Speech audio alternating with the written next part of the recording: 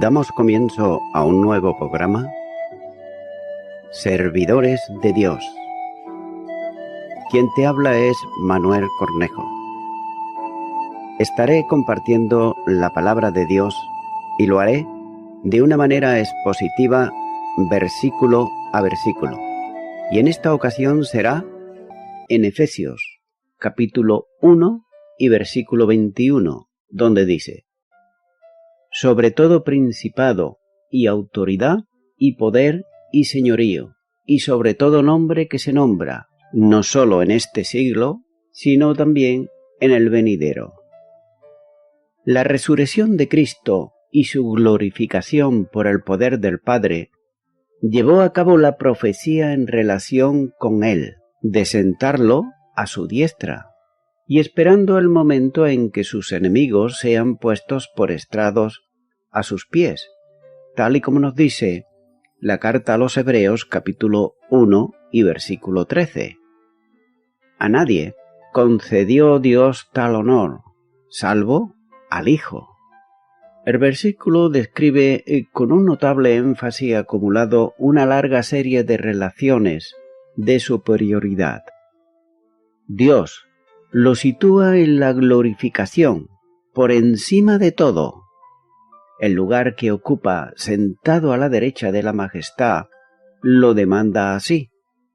Él está literalmente muy por encima de todos los poderes. Al ocupar los cielos y entronizarse allí, expresa ya la idea de la soberanía sobre todos los poderes que puedan existir. Posiblemente, en el pensamiento del apóstol, esté aquí las fuerzas angelicales y sus diferentes manifestaciones en relación con el ejercicio de sus poderes. Cabe preguntarse si se trata de ángeles o de demonios, que ejercen funciones de autoridad y controlan diversos aspectos de los gobiernos del mundo. Nótese que Satanás dijo a Jesús en el tiempo de la tentación que los reinos del mundo y su gloria le pertenecían y que estaba dispuesto a dárselo a Jesús con la condición de que si siguiera un programa diferente al que había recibido del Padre, tal y como nos muestra en Mateo capítulo 4 versículo 9 y Lucas capítulo 4 versículo 5 y versículo 6. Él estaba en su derecho de hacer semejante oferta, porque el tentador conocía también la posición que ocupa en relación con los reinos del mundo.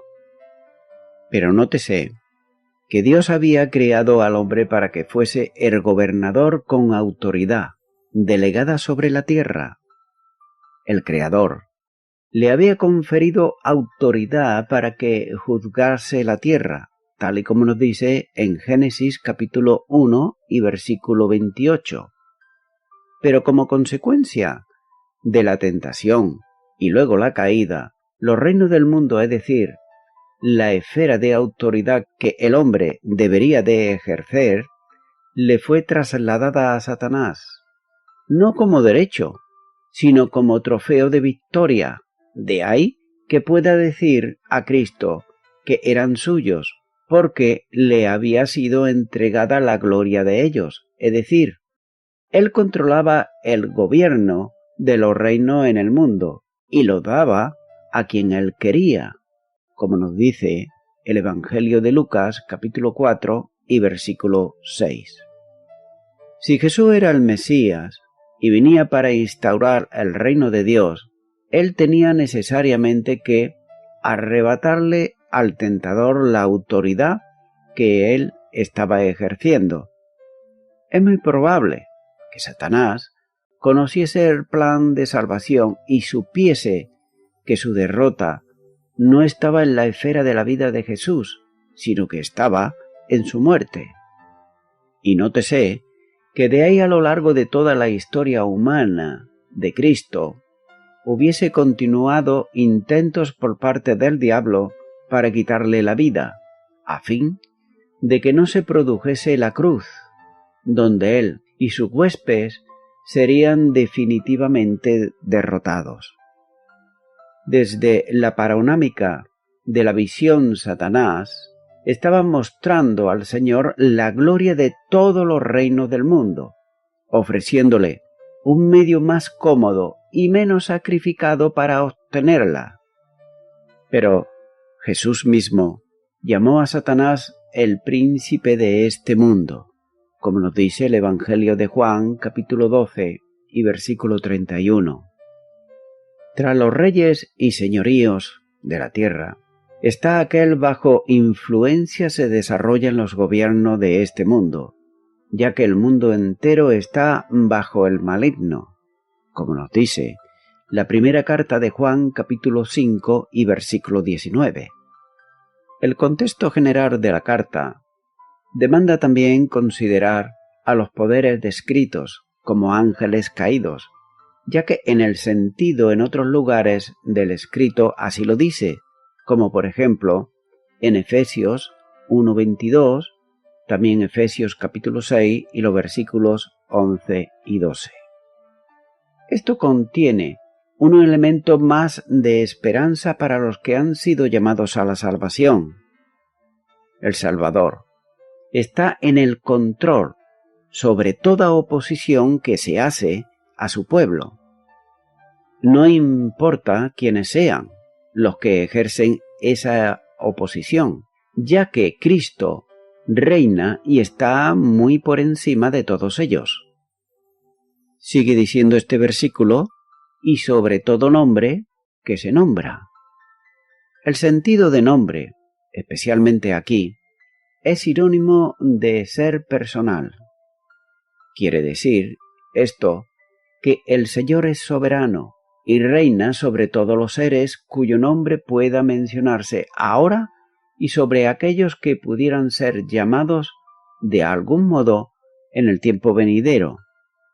La soberanía de Jesucristo durará por siempre, puesto que ha sido exaltado sobre todo. La referencia a la posición exaltada de Cristo se desarrolla en un admirable párrafo del mismo apóstol escrito en Filipenses capítulo 2 y los versículos 9 al 11.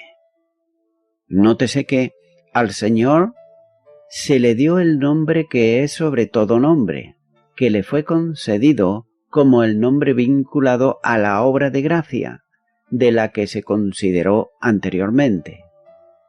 Ese nombre, que es sobre todo nombre, tiene necesariamente que vincularse a la deidad del Señor. Jesús no es otro que el nombre humano del Verbo encarnado, dado por Dios mismo, aunque antes de haber nacido en Belén, así lo manifiesta, como dice Mateo capítulo 1 versículo 21 y Lucas capítulo 1 y versículo 31. Continúa ahora con el versículo 22, donde dice: y sometió todas las cosas bajo sus pies, y lo dio por cabeza sobre todas las cosas a la Iglesia. La suprema autoridad que Jesús ha recibido del Padre se expresa mediante una figura del lenguaje que sitúa todo bajo sus pies. Literalmente, cuando dice y sometió todas las cosas bajo sus pies. La figura indica una posición encumbrada hasta lo sumo, revelando al mismo tiempo su autoridad sin límites. Dios sitúa a Cristo con autoridad suprema como Señor sobre todas las cosas, aprovechando para introducir por primera vez el término Iglesia, que ha estado presente en lo que antecede, pero en forma indirecta. El señorío de Cristo, su soberanía, sobre todo se manifiesta como cabeza suprema, que como tal está por encima de todo. Esta condición de soberanía, sobre todo está referida específicamente aquí como cuando dice, y lo dio por cabeza sobre todas las cosas a la Iglesia.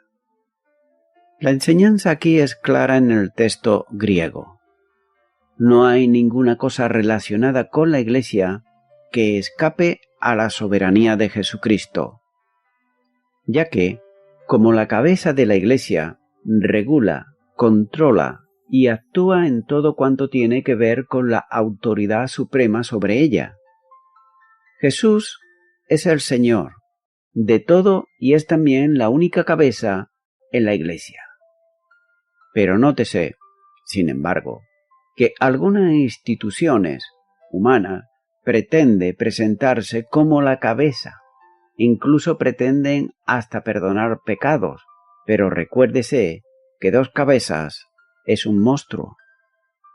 Es por tanto Cristo la suprema autoridad del control y dirección como cabeza sobre el cuerpo, como así nos lo muestran varios versículos de la Biblia, como son, por ejemplo, Efesios, capítulo 4, versículo 12, capítulo 5, versículo 30, Primera de Corintios, capítulo 12, versículo 27, Colosenses, capítulo 1, versículo 18, versículo 24, y Colosenses, capítulo 2, versículo 19.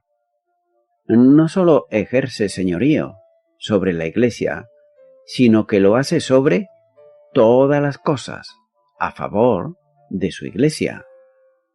Y nótese que es su Iglesia porque Él mismo dio su vida por ella y pagó el alto precio muriendo en la cruz del Calvario.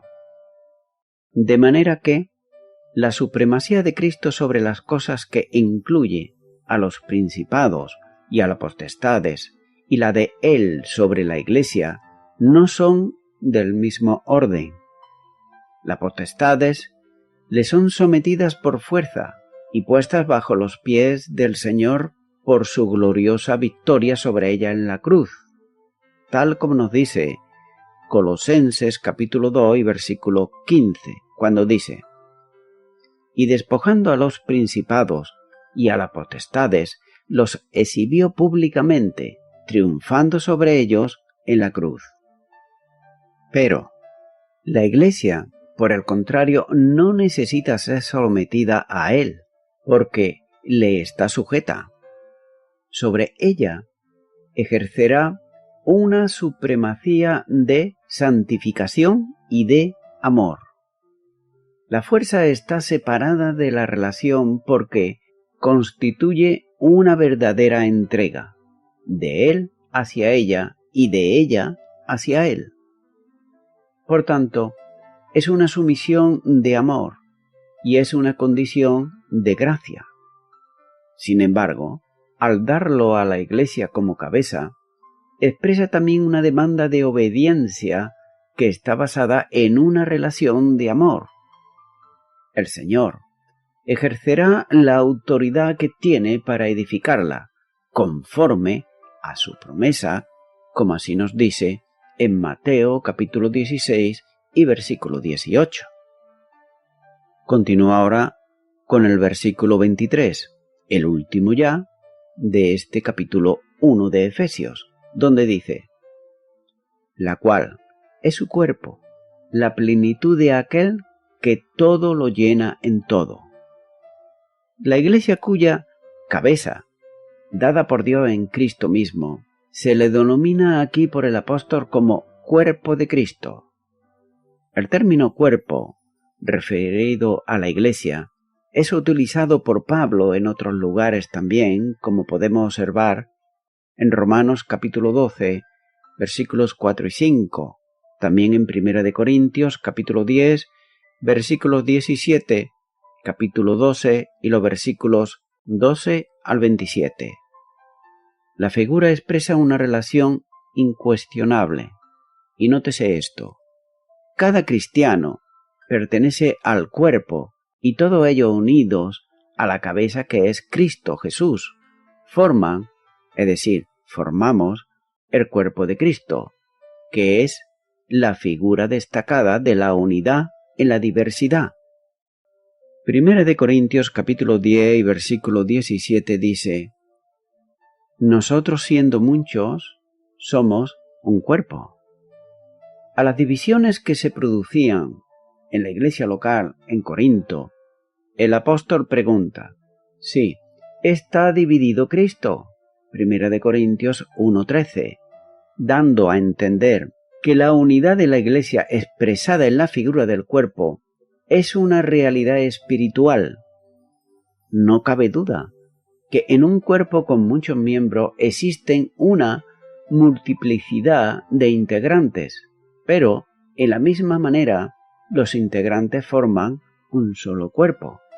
Como nos dice, por ejemplo, en Romanos, capítulo 12, versículo 4 y 5, donde dice: porque de la manera que en un cuerpo tenemos muchos miembros, pero no todos los miembros tienen la misma función.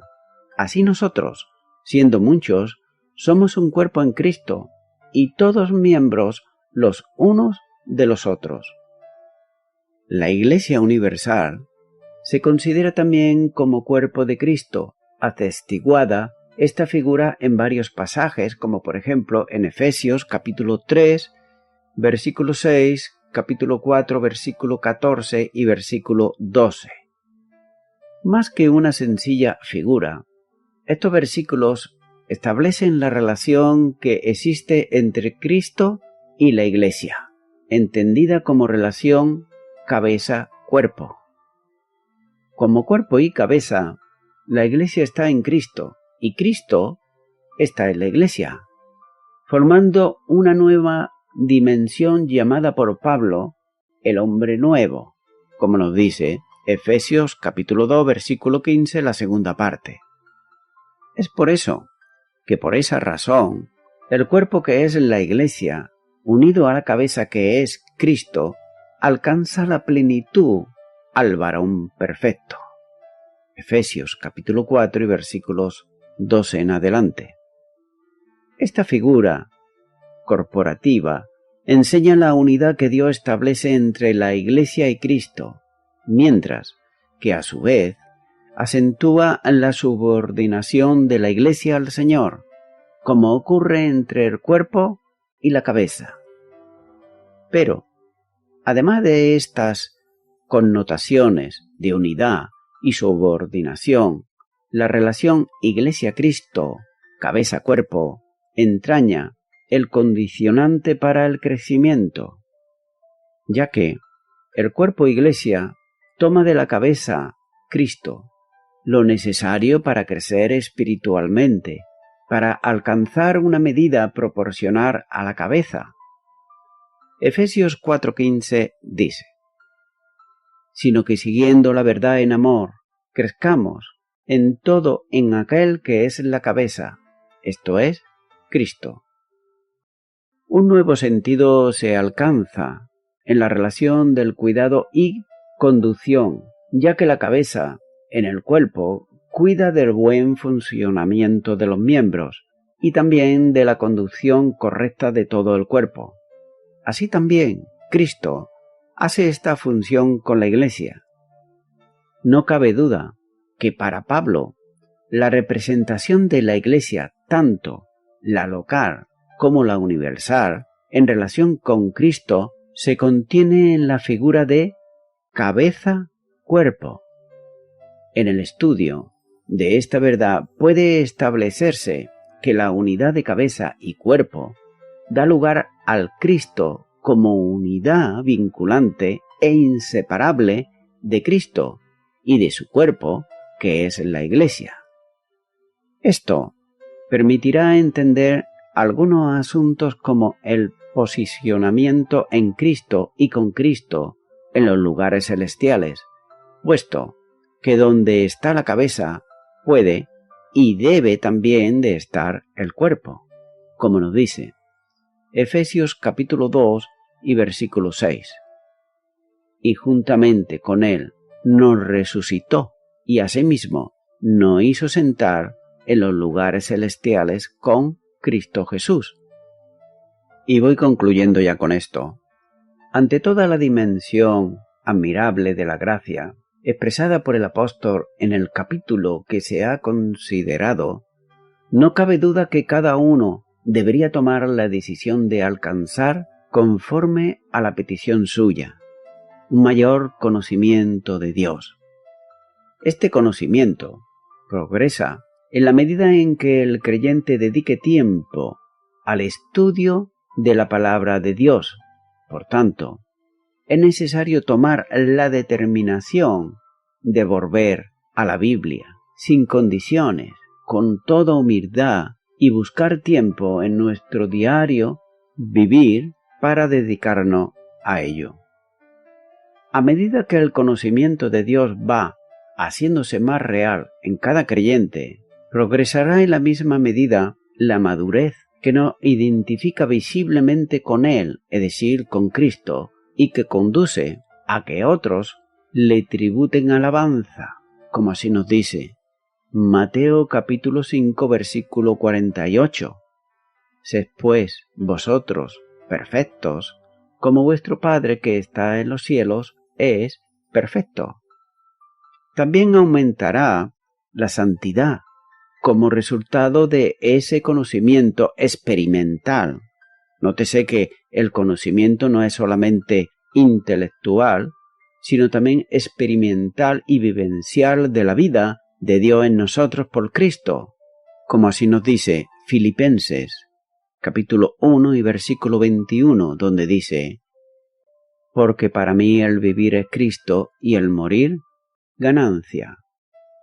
De manera que debe de progresarse a una vida santa en todos los aspectos, y el apóstol Pedro así lo decía cuando escribió en la primera carta de Pedro, capítulo 1, y los versículos 15 al 16, cuando dice: sino como aquel que os llamó es santo, sed también vosotros santos en toda vuestra manera de vivir, porque escrito está: sed santos, porque yo soy santo.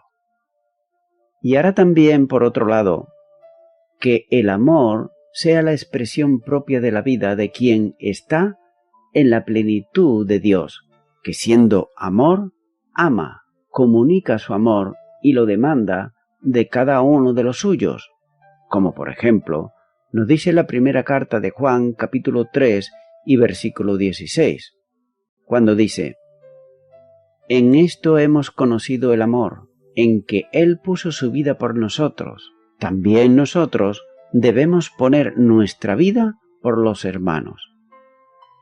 Estimado y estimada oyente, en un mundo que no conoce sino solamente lo presente, es decir, lo que tiene a la vista y nada más, los cristianos hemos de recordarle a los seres humanos de este mundo que existe un futuro, ya que la Iglesia de Cristo es la voz por la cual Cristo anuncia las buenas nuevas de salvación a este mundo.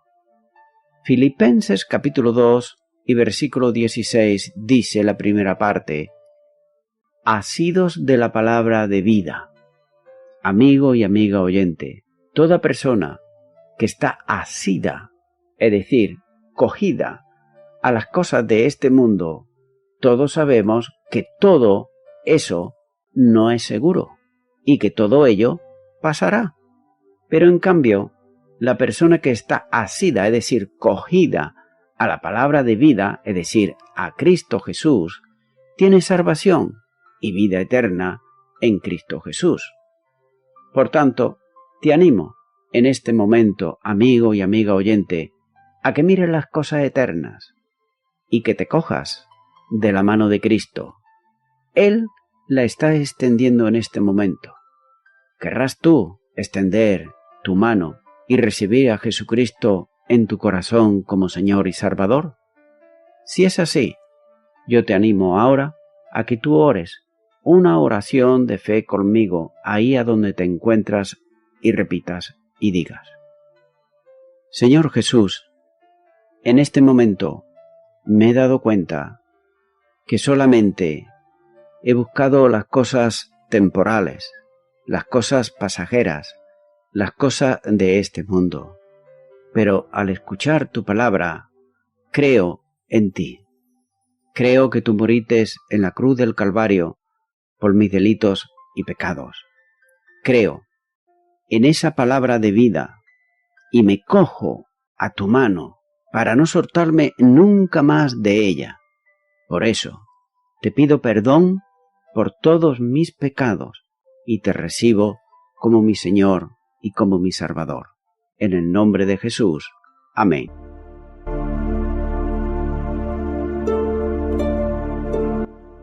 Amigo y amiga oyente, si tú has hecho esta oración de corazón, te recomiendo que comiences a orar a Dios, en primer lugar, en el nombre del Señor Jesucristo. Orar a Dios no es rezar, sino que es hablar con una persona. También te recomiendo que leas la palabra de Dios y lo hagas a diario. Comienza, por ejemplo, con el Nuevo Testamento. Y también, por último, te recomiendo que para que puedas crecer espiritualmente, te congregues en una iglesia cristiano-evangélica, donde se predique, se enseñe y se practique la sana doctrina y la palabra de Dios. Congrégate ahí y con el tiempo podrás crecer espiritualmente y también servir al Señor Jesucristo. Que Dios te bendiga. Y a toda la audiencia, nuevamente ya me estoy despidiendo de todos ustedes y será hasta el próximo programa. Que Dios os bendiga a todos.